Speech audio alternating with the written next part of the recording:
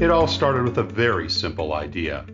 Tell the stories of how successful middle market CEOs made it to the corner office. I'm Brant Handley, founder and managing director of Resource Options International, or ROI. We're the USA's premier executive search firm focused exclusively on empowering middle market companies to attract, hire, and retain A players while transforming top executives' careers and lives. ROI's Into the Corner office is dedicated to discovering how middle market CEOs advance their career, and we're making these remarkable and sometimes quite unbelievable stories available to you for the very first time. Listen and learn about the challenges they've overcome, the interesting people they've met along the way, and the lessons learned that steered these executives' unique journey into a middle market corner office of their own. I know you enjoy these CEO stories as much as I've enjoyed recording them, so thank you for listening today. And if you like what you've heard, rate us on iTunes or wherever you get your podcasts. I'm looking forward to you joining me on the next great middle market CEO adventure into the corner office.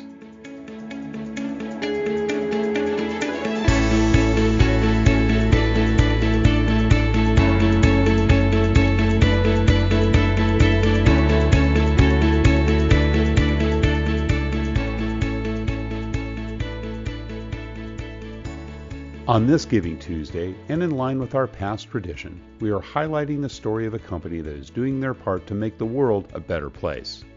They do this by giving back to their local communities and creating a more sustainable environment. Today's guest is the CEO of a company based in Birmingham, Alabama, that's donated $35 million over the last 10 years to organizations like Make-A-Wish, Children's Healthcare of Atlanta, and Adult and Teen Challenge. And they also keep almost 50 million pounds out of landfills every year. I am so privileged to share his story with you. Today my guest is Ken Sobaski, CEO of America's Thrift Stores. ATS is America's premier thrift retailer in the Southeast, with 24 stores on track to deliver over $80 million in revenue and plans to double in size over the next 3 to 4 years. Ken has been the president and CEO of ATS since 2013 when he stepped off the board to assume this role. He spent his first 4 years building the team, putting in scalable systems and processes, improving operations, and cleaning up the balance sheet, all to prepare for accelerating growth. Prior to joining ATS, Ken has been a visionary, strategic president and CEO with a history of significantly accelerating growth and inspiring teamwork on businesses across multiple different industries. He has over 30 years of experience at blue-chip marketing-driven companies like Kraft, General Mills, Pillsbury, Polaris, and Capel Education. Ken holds a BA in Economics and Urban Studies from St. Olaf College and an MBA in Marketing and Strategy from the Kellogg School of Management at Northwestern University. Ken Sobaski, welcome into the Corner Office. Hi, Brent. Thank you. It's great to have you here, and we've had a couple of discussions over the last few weeks and gotten to know each other, but we always like to kind of start in the beginning and understand a little bit about your early family life. Tell us about where you grew up, mom and dad and brothers and sisters. Well, I grew up in a place called South St. Paul, Minnesota, which is a suburb of in the Twin Cities, as the name indicates, directly south of St. Paul, Minnesota. I am one of 6 children. I am not the oldest, though, because I have a twin sister, and she is 20 minutes older than I am. Okay. But you're the two at the top of the food chain. The two at the top of the food chain. My dad, I grew up in a relatively poor household. My dad worked as a steam fitter at Swift & Company when they had a major packing plant in South St. Paul. South St. Paul used to be the home of the world's largest stockyards before stockyards started getting spread out throughout the countryside. And my dad worked there as a steam fitter, as did my grandpa and a couple of my uncles and a whole bunch of people. It was the major employer. And my mother really never worked until all of us were grown. And then she started working. I mean, she was in her 40s when she started working, and she didn't stop working until about 5-6 years ago. She's about to be 89, so she was well into her 80s when she stopped working.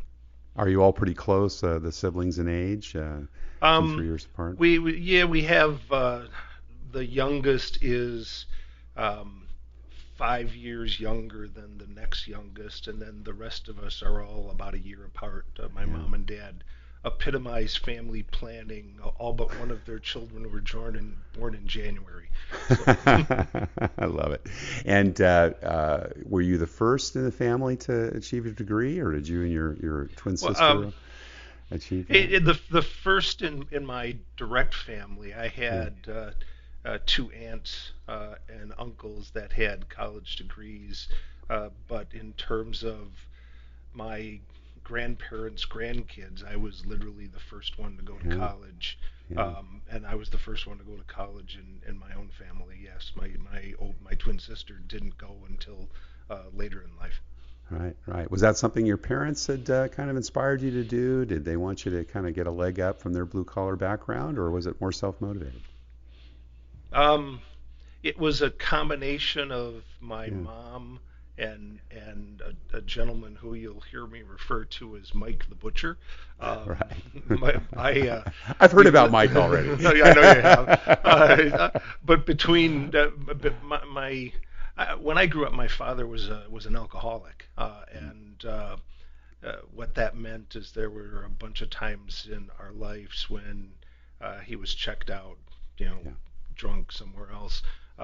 The good news is that when he passed away 4 years ago, he was well into his 30th year of sobriety, and so he got rid of that nasty habit for the last chapter of his life, which was a good thing. But so my mom very much was the matriarch of our family, and the one who was pushing. And when I started working at the butcher shop, Mike was the same way. And so between the two of them, there was never any doubt by the time I was a sophomore in high school that I was going to go to college. Yeah. Oh, so tell us about Mike. How'd you meet him, and how did you get that first job? Well, I was laying in a hammock in the backyard reading books. I was a voracious book reader back then, still am. I used to ride my bike to the bookmobile, if you remember bookmobiles. Oh, sure. And loaded up. It's when areas didn't have a library, right? Exactly. Bookmobiles kind of came in and made that accessible. Exactly. And so it was the middle of summer. I was 13 years old. I was laying in the backyard, and Mike sauntered across the street because the butcher shop was literally right across the street. It was a kind of a storefront retail butcher shop. Right. And Mike leaned on the fence and said, "You don't look like you're very busy. Would you like to make some money?" And I said, "Well, what? Doing what?" And he said, "Well, come by the store tonight at 5:30, and I'll show you." And so at 5:30, I went over there, and he wanted me to clean the butcher shop. The gentleman who had been cleaning had retired and completely retired. And so Mike showed me how to clean the butcher shop, and the rest, they say, is history, because I literally worked for Mike all the way through high school, all the way through college, and I even worked Saturdays after I had my MBA and was back at General Mills. I'd go in on Saturday mornings and help at the butcher shop, and come home with a bag full of steaks or things. So it was I ostensibly went through a journeyman meat cutter kind of program. I mean, I learned how to cut meat. I learned how to help run the business, and I learned one hell of a lot of stuff. Yeah. Well, give us a couple of the key, lessons if you think back to particularly those early days. I mean, I love the fact, because at 5:30, showing up at 5:30, you probably didn't see that one coming, right? That it was going to be a cleanup job to start. I had no idea. I mean, I'd been in the front of the butcher shop. I never really been in the back of the butcher shop, and it is as messy as you can imagine. The back of a butcher shop is after a day of cutting meat. It's worse. I mean, but you also have great cleaning equipment with steam guns and stuff like that too. So it was. Well, he was really testing your mettle, right? Though, because honestly, you start with a job like that, and if you come back the next day, you probably have some prospects. Well, and I actually back then even negotiated. We lived in a small house with 6 kids, right? Wow. And so, Yeah. and school was important to me. Sure. And one of the things I said to Mike is, hey, can I do my homework here after I clean the place? Because it was quiet, so I could turn on the radio and just sit at his desk and do my homework. And he said, That's "Sure, great. just make sure you lock the place up when you leave." And so I had a Right. place. I had You a had a place desk, to place to stay. I had a place to Yeah. get away too. I mean, Yeah, and so sure, it was sure. fun. So back to your question about lessons. Yeah. Oh God, yeah, I got to write a book someday about my. I mean, Oh, you got the title already. It's got to well, be called Mike the Butcher, well, right? it I mean, is, but then I also have to include some lessons from my mom's mom, my matriarchal grandmother, Yeah. who went by Nanny. That wasn't her name. Her name is Violet, but she went by Nanny. I mean, because it's like I have this book, Lessons from Nanny and Mike the Butcher. There you go. I love it. Two things from Mike that I still actually tell people about. One was about customer service. Our business, a key foundation of our business was selling portion cut, individually wrapped, flash frozen steaks of various kinds, Right. basically boxes of a dozen. And during the summer, from about 5 o'clock Thursday until we closed at 1 o'clock on Saturday, that was our busiest period of time because in Minnesota people go outside and they grill and they do all that stuff. So people were buying our steaks. And it was one Saturday morning, and a woman, we were loaded to the gills, probably 20, 30 people in our small front end of our butcher shop. A woman comes in with a box of steaks. The box was red. They're typically white. The steaks had thawed and oozed out. Oh. And she walked in and she Mike said to those of us waiting the front end, "Let me take this one." And she said, "Look what somebody sold me. I want to return it." And it was like, well, that wouldn't have happened. Our quality control was actually better than that. What probably happened is she left it in her trunk or left it in her car, and you know, and Mike said, "Oh, I am so sorry that happened. Here, let me get you a brand new box, and let me give you a coupon for another box after you finish this one." And later that afternoon, after we're closing up, I said, "Why in the hell did you do that?" and he said, the way I figure it, it cost me 2 boxes of steaks. 20 people saw it. Yeah. By this time today, she's told her mom, she's told her Right, sister, she's right. told her friends, and those 19 other people in the front of the store Have told saw other me people do that, too. and they told Yep. other people. I just got more free advertising than I'm ever going to pay for. And so, It never cost a box of steaks. That's right. Oh my God. so that was just kind of one of the lessons that Mike had. Another one had to do with how he treated people. He was fair but firm, and my brothers and my best friends all had opportunities to work there. All but one of them also got fired. I mean, and it was because of accountability issues, because of not showing up on time, because of not calling to let you know you're not showing up on time, but because of screwing around, in the break room and things like that. And Mike was, he held people accountable. And if low tolerance. if you performed and did your job, you got rewarded for it. You got raises, you got bonuses, you got all those kind of things. And so, the I guess the other thing I learned was kind of innovation and ingenuity. Mike made a product that he called a no-name steak, which is just it's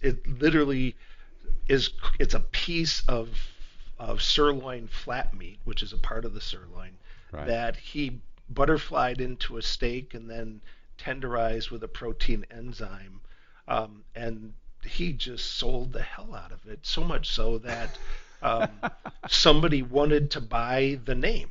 And Mike lived on the St. Croix River, which is a nice waterway near the Twin Cities, and he had a nice, decent-sized boat that when No Name Steaks first took out, he called his boat No Name One. When a larger regional meat distributor decided to license the name from Mike and buy it out, Mike bought a 50-foot large boat that he called the No Name 2, and he retired. and he retired to Naples, Florida, and St. Croix Beach, Minnesota, and spent the summers in Minnesota and the winters in Naples, and went back and forth, and it was all because of this product that he invented. Yeah, there were a whole bunch of other things like that I learned from Mike. Mike is no longer with us. He passed away. Gosh, it's 5 years ago now. But he was and he was the first mentor that I ever had. I mean, I wouldn't have gone to college. I probably wouldn't have gone to business school. I wouldn't have learned a whole bunch of lessons that I apply even today after having, an MBA from one of the great business schools in the United States. I learned as much from Mike as I did from the Kellogg School. Great story. I love it. So you went off to college, St. Olaf, I think, college, right? Was where you got St. your Olaf, undergrad. Yep. How did you decide where to go and what to study? Well, I wanted to go away, but not so far away. I had a steady girlfriend who actually became my first wife, and St. Olaf was just far enough away. I grew up in a household that was Lutheran, and actually when I graduated from high school, I was the class salutatorian, and so I got interviewed for the local newspaper, and they said, well, what are you going to do? And I said, well, I'm going to go to St. Olaf College. I'm going to study religion and philosophy, and I'm going to become a minister. My mom has my picture and article from that local newspaper, I think it was called the Sun News, framed and still hanging on the wall in with the living quote room, and with the quote, and saying, "What the hell happened to you? I mean, if you were going to be a minister." I mean, well, it's like, and I was. That literally was my intention. When I enrolled at St. Olaf College, and St. Olaf was a Lutheran school, Norwegian in heritage. What struck me literally in my first year with the people who lived on my dorm floor that were planning on being ministers is they had a calling, and they felt a calling, and I didn't have that, and it was clear to me, not having that it'd be disingenuous and insincere to think that I should pursue the ministry. So I stopped doing that and proceeded over the next 2 years to jump between majors. I think I went first from religion to sociology to psychology to urban studies to ultimately economics, and I graduated with degrees in math and economics, and one of the questions you pose ahead of time is, what did you do besides your major? Well, when you decide at the end of your sophomore year that you're going to be an math and economics major, and you've had a total of 1 economics class and 2 math classes, you basically are doing nothing else for the next 2 years. Right. And so that was my education. Other than going back to Mike's and helping out from time to time. Going back to Mike's every Saturdays. Well, because St. Olaf was about an hour and a half, hour and 45 minutes from the Twin Cities. Right. My girlfriend, was going to be there. I got married in college. I mean, I was, and I had my first child, and so college for me was a job. I mean, I don't know how else to say it. I mean, it was because I was living, back in South St. Paul. My wife and I were both working. Me at the butcher shops evenings and weekends. Her at her own job. Starting a family while finishing my degree. Now, you went on directly to get your MBA right after, if I'm not mistaken. Most people, not most, but some, do go on and work for a while before they came back. Did you feel you just needed to have that extra business education prior to going out to the workforce?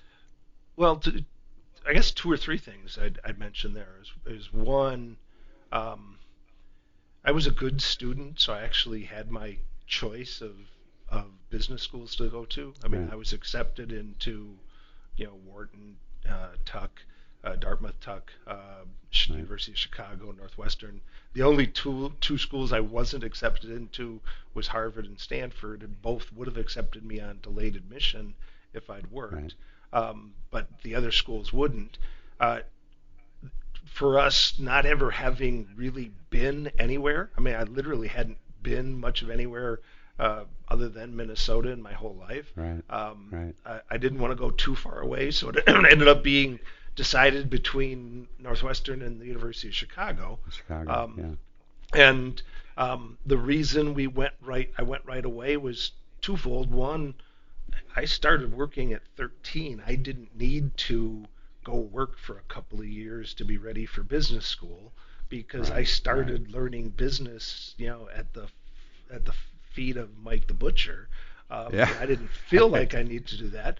Secondly, my son was 3 going on 4, and if I didn't go to school right away, I was pretty Yeah. sure I wasn't going to be because I would have Yeah. continued to expand my family, and so Right. Of it course. made sense.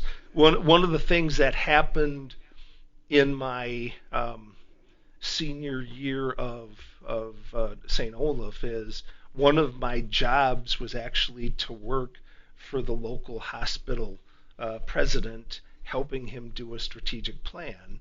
Oh. I Huh.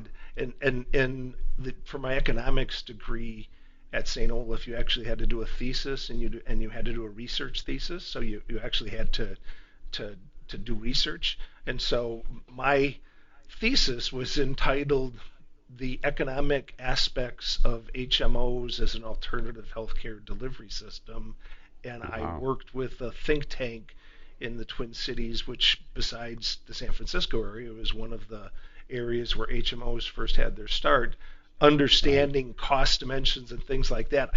I used to wander around campus with these, with punch cards that I'd run because I created a model, and I modeled what the impact would be on cost and stuff. But I was interested in healthcare, and I was going to go to Northwestern because it had a joint healthcare management program, MBA program. But Ah. Ah. literally in my fall of my senior year at St. Olaf, there was a marketing class as part of as an elective class as part of the economics program, and a gentleman who taught it had an MBA in marketing and had his own marketing consulting firm, Hmm. and I just got hooked in marketing. And so between Northwestern being one of the premier marketing schools in the United States and having this joint healthcare program, it became the right place for me to go, Yeah. along with the reasons of why you went right away. And you got your MBA and then spent about 15 years, a little bit more than that, in the CPG world. Great companies. Worked for Pillsbury, Kraft Mondelez. I think you got your start with General Mills. Tell me a Yep. little bit about the choice of going into that aspect of business once getting out of school. Well, I love marketing. I consider myself to be a marketer Yeah. still to this day. I love the idea of, who's the customer, who's the competition, how do you differentiate yourself, what are the needs that the Right. customer has, et cetera, et cetera. And the companies like that, the General Millses, the Crafts, the Procter and Gambles of the world, Yep. brand management, product management was an important part of what you did as a marketing person. And what that meant is very early on you had P&L responsibility, and P&L Yeah. responsibility for a brand, so to speak. And so to me, going into CPG companies in brand management, product management was a way to get to running a P&L and running a business quickly, Right. and that was always my intent once I decided not to be in healthcare. So, Yeah. so Yeah. And I'm sure you had some supervisory responsibility at Mike's, but was the CPG world where you first started managing people? And if so, was that early days at General Mills, or when did you yeah, first?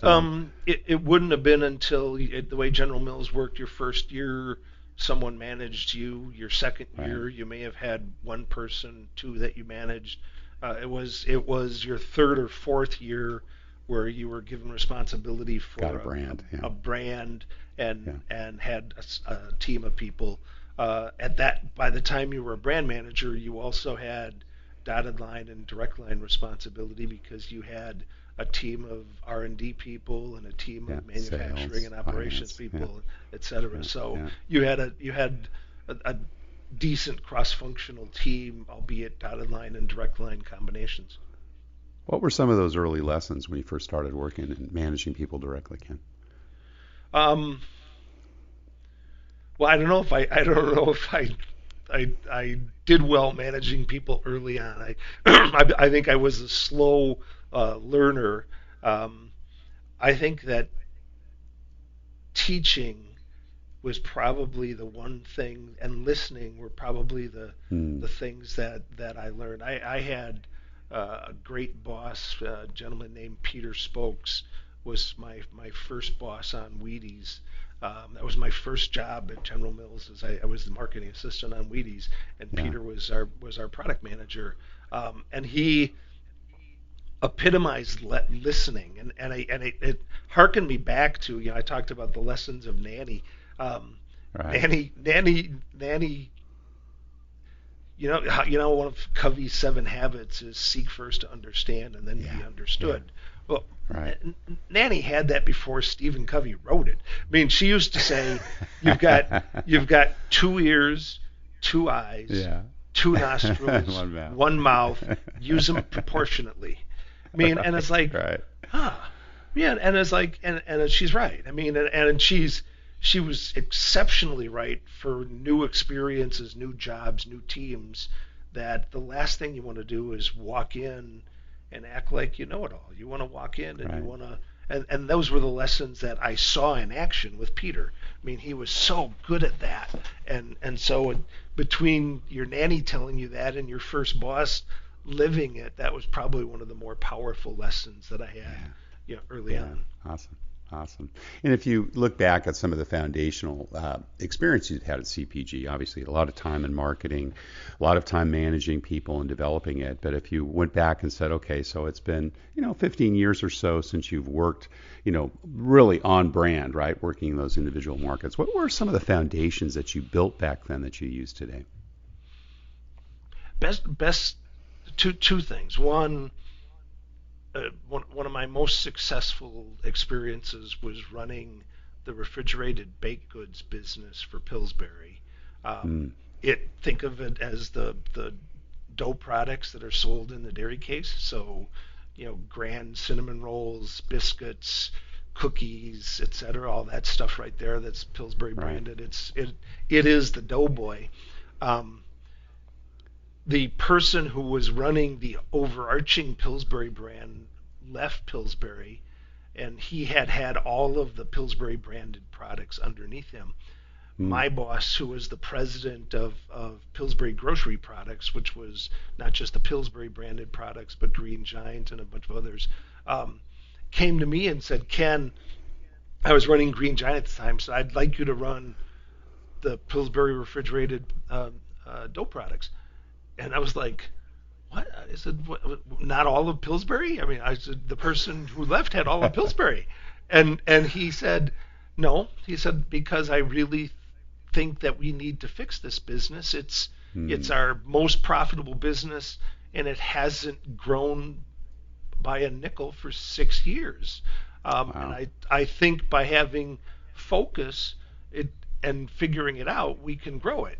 And I said, well, okay, but can I have my own team? And he said, yes, you actually get to pick whoever you want in the company to work on your team, because this challenge is so important to not just Pillsbury, but to Diageo or Grand Met, who owned us. And so I learned 2 things very quickly, right? And there'll be a third. One was the power of focus. The other was the power of team. I mean, by being able to pick my vice president of marketing, my vice president of R&D, my vice president of operations. I mean, I had the best team in the company. And so focus, team. Then the third thing that we did is we did what I called turn the business on its side. My predecessors all used to think about market share as what's the market share inside the refrigerated case. And so since nobody else sells cookies inside the refrigerated case, or they didn't back there. Your share was 90. Since nobody else sold cinnamon rolls other than the private label, generic items, your share was like 75, 80. And I said, no, that's not our market share. Our market share is the world of baked goods. And we actually changed the name of the division. Yeah. We said, instead of being refrigerated dough products, we're going to be refrigerated baked goods. And we started doing our market shares versus other things. And so when you're in the baked good business and you do cinnamon rolls, you know who has the highest share in cinnamon rolls? No idea. Cinnabon. Makes sense, right? Cinnabon. You know who has the highest share in cookies? Mrs. Fields, Nabisco, Oreo, etc. And so when you turn the business on its side and you looked at a broader paradigm and you looked at all the things going on and identified who were the leaders in your field and what were they doing that you weren't doing? Well, my goodness, Mrs. Fields was doing gooey, chewy, chunky cookies, et cetera, et cetera. And we basically took all of those ideas by changing the aperture on our lens and said, we're not doing these things. Let's figure out how to do them. We literally within 2.5 years took a business that was $600 million in sales and made it over $1 billion in sales, and doubled its profitability. I mean, to do that, we had all these new product ideas. We went to the board of directors in St. James Square and said, we need you to let us hold our profit flat for the next 1.5 years so that we can invest in these new products. But if you do, we think we can do this. And they did, and we did, and as they say, the rest is history. The rest is history. So three lessons: focus, team, turn the business on its side, and change the paradigm and redefine what market you're in. Yeah, awesome. Well, we want to talk a little bit about your current CE role as American Thrift Stores, but before we do so, I want to kind of talk a little bit about your pivot into education and learning.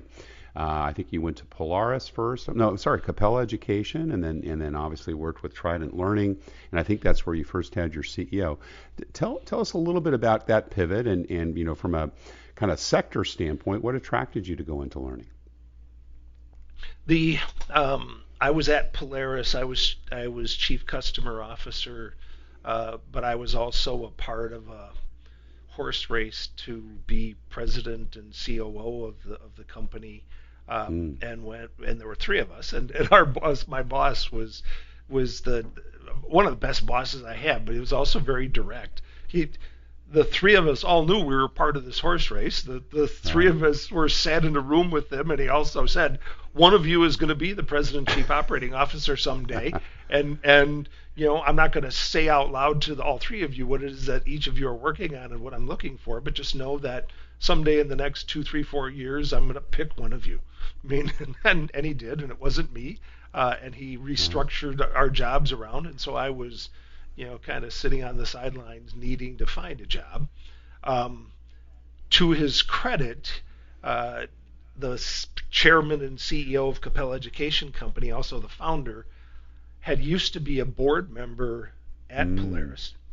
And when he created a president and chief operating officer role at Capella, and he reached out to my boss at Polaris and said, hey, created this new role. Anybody you know that I should consider? Yeah. I'm looking for somebody who can do this, this, and this.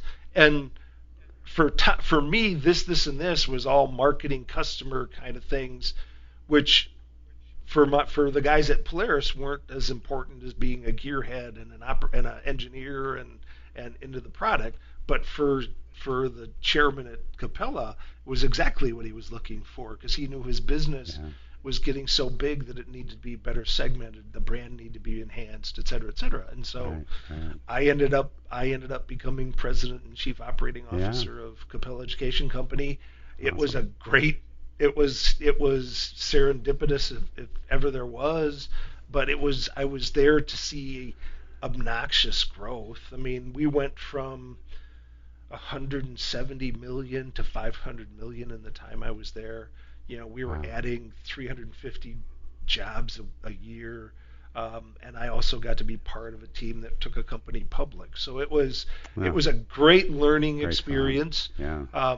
and I loved the world of education because of what I was learning.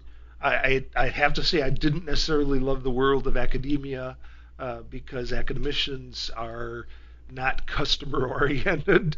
Right. Most Right. professors don't see their students as customers, and so we struggled with that from time to time. Yeah. Well, so tell us about ATS, America's Thrift Stores. You've got a unique proposition there, and for those in our audience that are not familiar with the company, a little bit about your mission, your values, and what attracted you to join them as CEO. Um, well, I'll start there and work to the other questions. I was when I left the world of online for-profit education. Um, I joined a company called Alpine Investors, which is a private equity firm.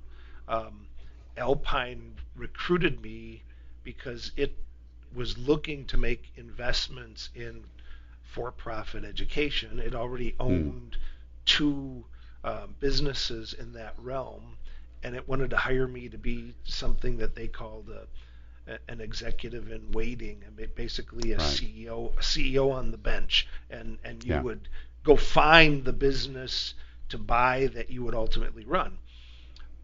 I went through the interview process, and on my final day of interviews, the founding partner and one of the managing partners sat down and said, "We have a different idea for you that we'd like you to consider. It instead of being an executive in residence, we'd like you to become an operating partner.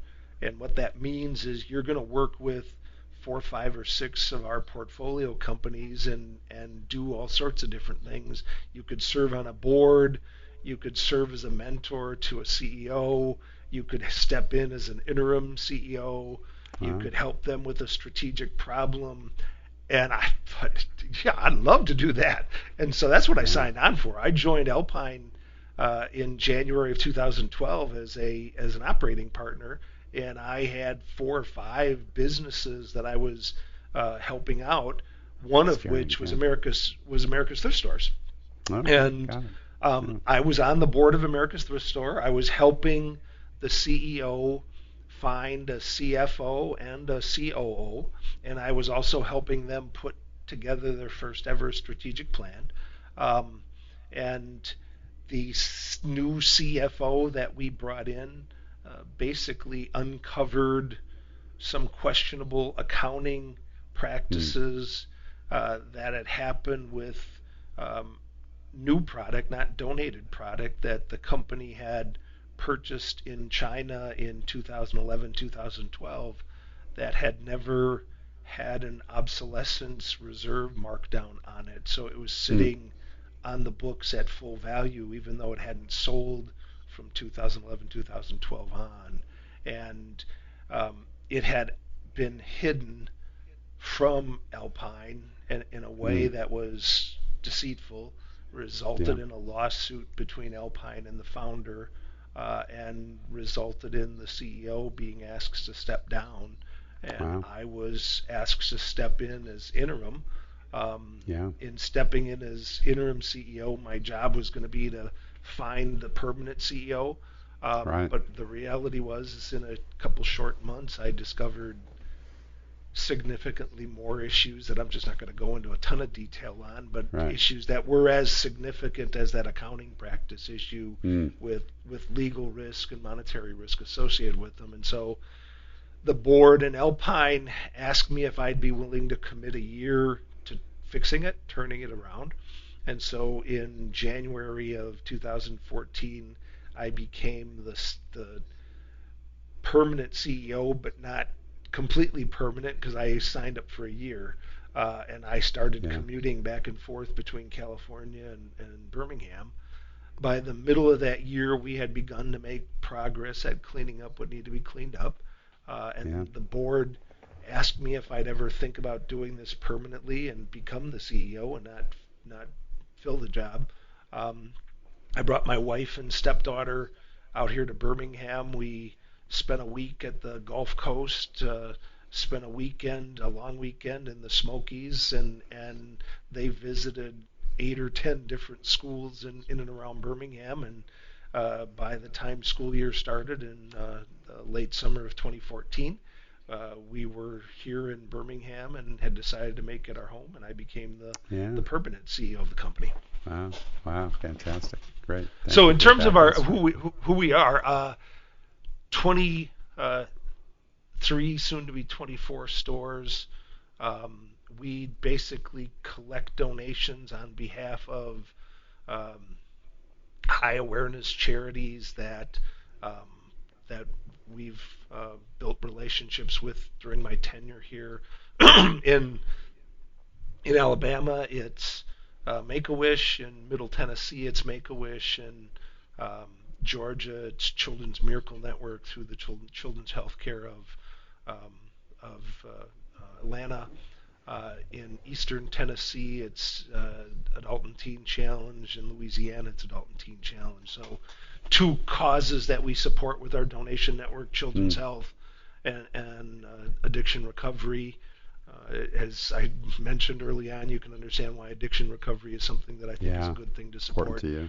when we when we collect donations, it benefits our partners, and we contribute an amount to them based on the donations we collect.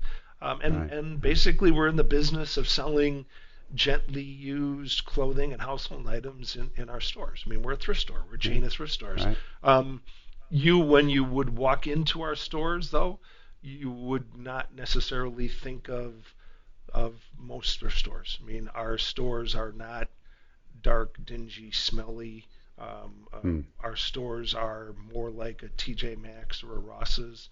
And our tagline as a company is where it's a new store every day, because variety and selection is what we're about.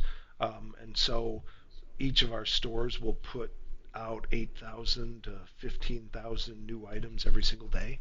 And what the result is a very high frequency shopper base, and a very healthy business. Our employees sometimes wear T-shirts that say "Not Your Mama's Thrift Store," because we're not. I mean,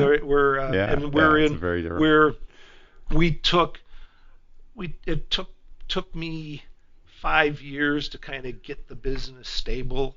And then once we got the business stable, we were able to start opening new stores.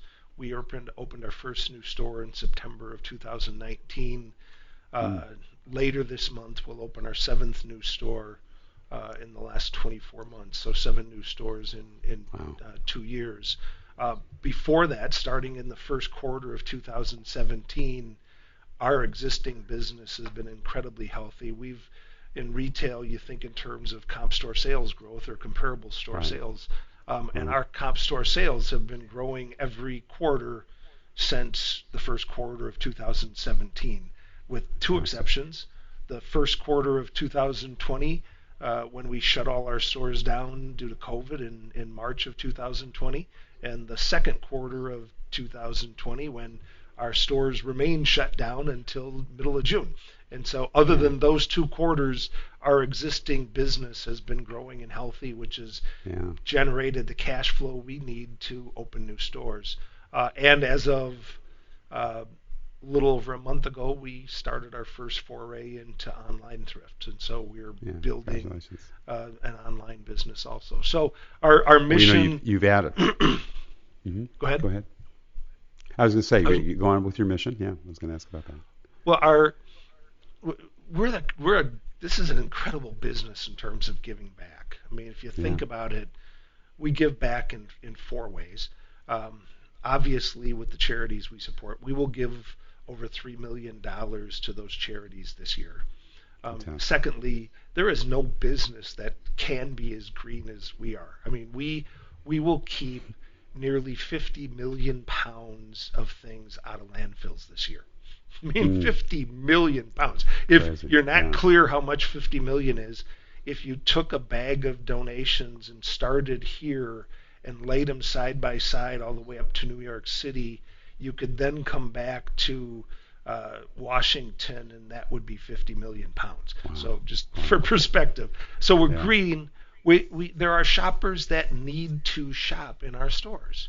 I mean, Yeah, our that's stores right. are in the South. The South is poorer than most places, and we Right. have shoppers that live paycheck to paycheck, that to clothe their children, to outfit their homes, they need the values that we provide. And then by Right. growing, we're adding jobs. I mean, I can, look the governor of Alabama in the eye and say, Governor Ivey, I've added 400 jobs to the state of Alabama in the last 2 years. I mean, Yeah. and so it's a great business because we give back in four different ways, which makes it just a great place to work. It's also a great business to work on because of its complexity. I mean, we have Right. our own supply chain network. I mean, we have a fleet of 56 trucks running 170 routes, picking up 55 million pounds of donations. Mm. The back of our stores are all processing plants that when you see them, you'll think they're a manufacturing line. We have Right. stores. We have high volume, high transaction, high traffic retail stores. We have a waste stream and recycling business because we want to get something for everything we can. And then we have an online business. We have 5 businesses. So that Yeah. complexity makes it a ton Complexity. of fun, Yeah. I'll see. So Yeah. Well, you've obviously been growing like crazy, and as we mentioned in your bio, you've almost changed out the entire management team. What do you look for when you're making bets on the people you invest in and hire? well, it's 3 things probably in order. One, I like smart people. I think that critical thinking and the ability to problem solve is really important, and I think Mm. that starts with being smart. 2, I like people that have done what it is you're asking them to do.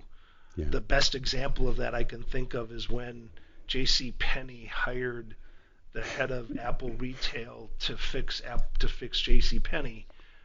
The person who headed Apple Retail had never closed a store, had never Yeah. streamlined SKUs, had never laid off employees, yet that was what he was going to have to do at J.C. Penney. Their board should never have hired that person. He'd never done what they needed done. And so Right. when I hire someone, I always think in terms of what is it I want them to get done over the next 18 to 36 months, and then what is it that the candidate's done that either is that or is analogous to that or can translate into that. Everybody can conceptualize how they would go about doing something. I don't want somebody who can tell me how they do it. I want somebody who can Yeah. tell me how That's they done it. did it. I Yeah. mean, and then Yeah. lastly, fit. And we have a great culture here. My executive team and our next level leaders operate with a high degree of transparency and co-ownership.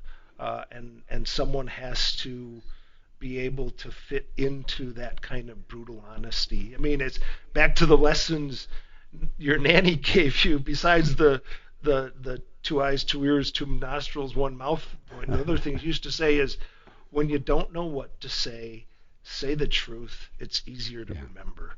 And That's so true. we've grown a culture here that epitomizes that. And Yeah. but some people haven't grown up in those kind of cultures. They aren't used to that kind of transparency and that kind Right. of brutal honesty, and it scares them. And so for someone to succeed inside our organization, they have to fit within that because that's how we are, and that's what the culture is that we've created.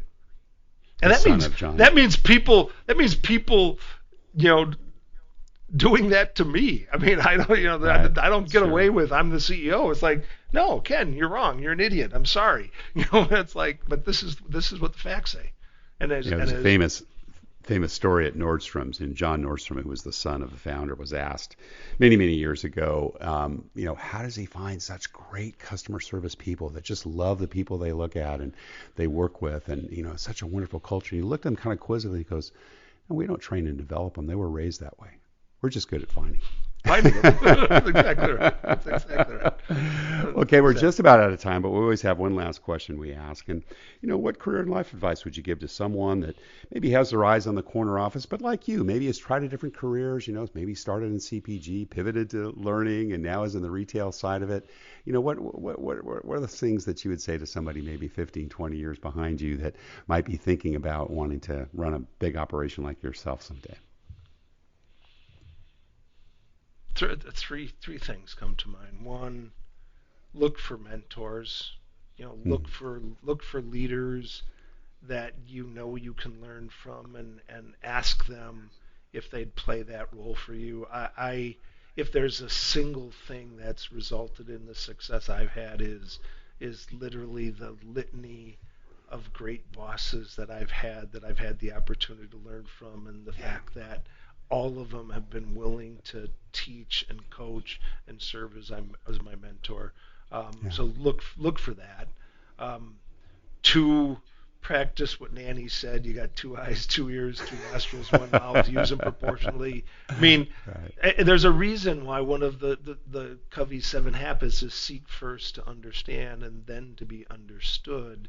Is that you can't solve a problem until you understand a problem, whether it's a business problem, whether it's an operational problem, whether it's a people problem. So seek first to understand. And then third, the customer writes the checks. I mean, and while we don't do business with a lot of checks anymore, the reality is somebody is paying us for what we provide them. And that may not be that they're always right, but they're always the customer. I mean, so you need to like the butcher, be smart about it. Like the butcher, be smart about it. Be smart about it. Great. Well, Ken Sobaski, CEO at American's Thrift Stores, thank you so much for sharing your journey into the corner office. Well, I really appreciate it, Brant. Thank you. Thank you for listening to Into the Corner Office with Brant Hanley. We hope you enjoyed hearing our guest CEO story as much as we did. If you want to hear more CEOs reveal their journey into the corner office, please subscribe via iTunes and tell your friends and colleagues. For more information about Brant, Resource Options International, and the mighty middle market, visit www.goforroi.com. We look forward to having you join us for our next episode.